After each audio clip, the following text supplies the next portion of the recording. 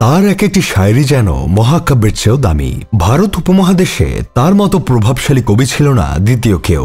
উর্দু সাহিত্যের বিশ্ববিখ্যাত গবেষক রশিদ আহমেদ সিদ্দিকীর মতে মোগলরা হিন্দুস্তানকে তিনটি সম্পদ দিয়ে গেছেন। দুটি হল উর্দু ও তাজমহল, আর অন্যটি হল মির্জা গালিব। কাব্য যদি হয় ইমান, তাহলে গালিবের সাহিত্যের অনুসারী না হওয়া কাফেরদের সমান। প্রজন্ম থেকে প্রজন্ম ধরে যুবক থেকে শুরু করে বৃদ্ধ সবার মুখে মুখে আজও শোভা পায় মির্জা গালিবের শায়রিগুলো।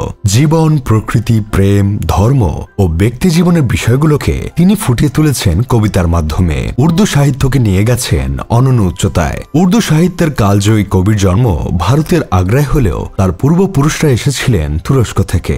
ইতিহাসের পাতায় মির্জা গালিব নামে অমর হয়ে থাকলেও তার পুরো নাম ছিল মির্জা বেগ আসাদুল্লাহ খান। মির্জা গালিবের পিতা আবদুল্লাহ বেগ খান ছিলেন আলোয়ার মহারাও বক্তাত্তর সিং এর সেনাপতি। 1802 সালে একটি বিদ্রোহ দমন করতে গিয়ে তিনি মৃত্যুবরণ করেন। এরপর গালিব বেড়ে ওঠেন তার চাচা নাসরুল্লাহ খানের কাছে। 1806 সালে হাতির পিঠ থেকে পড়ে তার চাচা মারা যান। এরপর ইংরেজরা তার চাচার পরিবারের জন্য ভাতা বরাদ্দ করে। সেই ভাতা হতে মির্জা গালিবও বাৎসরিক 750 টাকা পেতেন। তবে পারিবারিক অনটনের কারণে একসময় সেই ভাতাও বন্ধ হয়ে যায়। নিদারুণ এই আর্থিক অসচ্ছলতার মাঝেও ঠিকই নিজের জ্ঞানকে সমৃদ্ধ করে যান আধ্যাত্মিক এই কবি।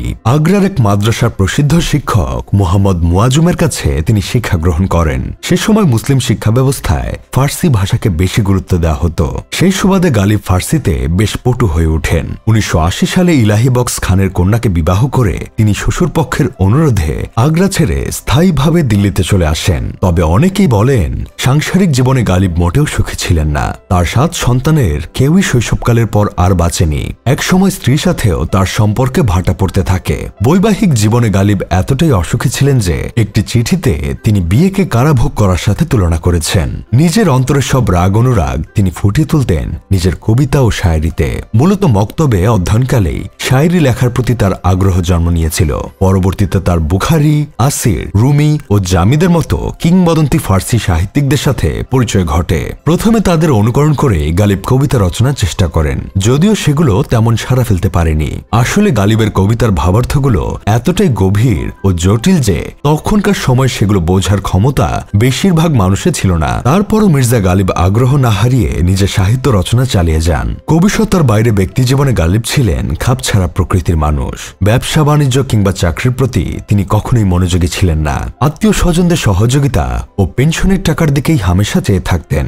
মদ ও জুয়ার প্রতিও তার ভারী নেশা ছিল।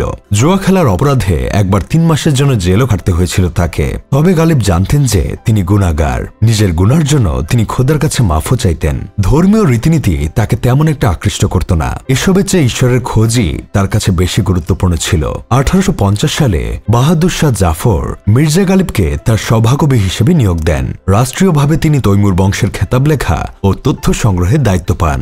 যেহেতু চাকরিতে তার মন বসত না, তাই 1851 সাল পর্যন্ত তিনি শুধুমাত্র সম্রাট হুমায়ুনের জীবন কাহিনী লিখতে পেরেছিলেন। এরপর 1954 সালে তার রচিত সবগুলো খণ্ড মিলিয়ে মিহরি নিমরোজ প্রকাশিত হয়। 1962 সালে কাতি বুরহান নামে তার আরেকটি সাহিত্যকর্ম প্রকাশ পায়। জনপ্রিয় ফার্সি শব্দকোষ বুরহানি কাতির বিভিন্ন ভুল ত্রুটি নিয়ে লেখা এই গ্রন্থটির জন্য তাকে বেশ রোশানলের মুখে পড়তে হয়। নিজের ভুল না থাকা সত্ত্বেও পরবর্তীতে এর জন্য তাকে ভুল দুঃখ প্রকাশ করতে হয়। এভাবেই গালিবের লেখনী জাদুতে রচিত হতে থাকে ইতিহাস কাঁপানো সব শায়েরি, গজল, কবিতা, কাসিদা ও রুবাই। উর্দু সাহিত্যের শ্রেষ্ঠ গ্রন্থ দিওয়ানি গালিব যেন মির্জা গালিবের সাহিত্যিক দর্শনের অন্তিম উপহার। তবে উর্দু ও ফার্সি সাহিত্যে এমন অনবদ্য অবদান রাখার পরেও জীবনের শেষ দিনগুলো অর্থকষ্ট ও আক্ষেপকে সঙ্গী করে কাটিয়েছেন সাহিত্য সম্রাট মির্জা গালিব। জীবনের প্রতি অনেকটা অভিমান থেকে গালিব মন্তব্য করেছিলেন, বেঁচে থাকতে কেউ তার গুণকে কদর না করলেও পরবর্তী প্রজন্ম তাকে স্মরণ করবে। তবে পরের প্রজন্ম শুধুমাত্র তাকে স্মরণই করেনি, বরং তাকে বসিয়েছে উর্দু সাহিত্যের সর্বোচ্চ আসনে। জীবদ্দশায় গুণের কদর থেকে বঞ্চিত হয়ে তাই হয়তো কবি আক্ষেপের কণ্ঠে বলে গেছেন, সারাটা জীবন ধরে একই ভুল করে এলাম, নিজের চেহারার ধুলো না মুছে কেবল আয়নায় মুছে গেলাম। ভিডিওটি ভালো লাগলে আমাদের ইউটিউব চ্যানেলটি সাবস্ক্রাইব করে পাশেই থাকুন।